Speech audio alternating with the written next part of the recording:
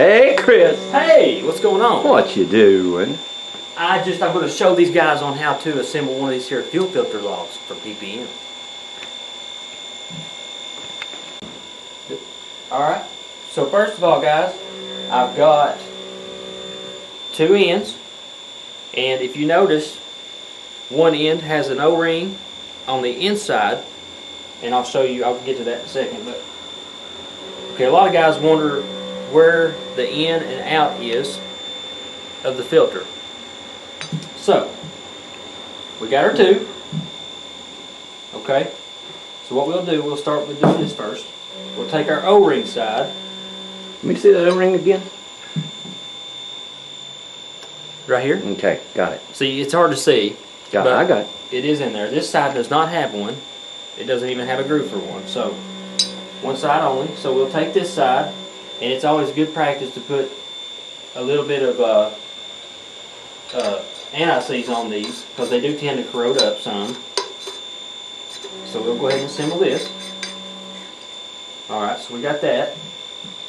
And like I said, the guys always want to know which end goes where, so we take our out in against the O-ring.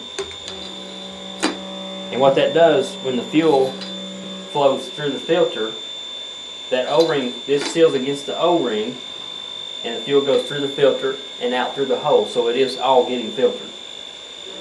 And we'll take our spring,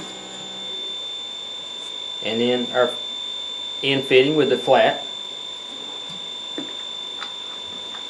Like I say, it's always good to put a little anti-seize on.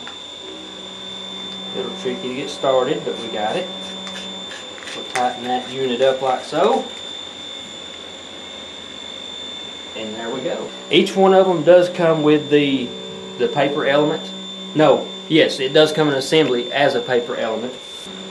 We've got an option here for the stainless fuel filter, which this one I just installed is a paper element. Does each one come with that piece of paper right there? Oh, this paper here, yes, it does come with a text sheet on how to assemble it.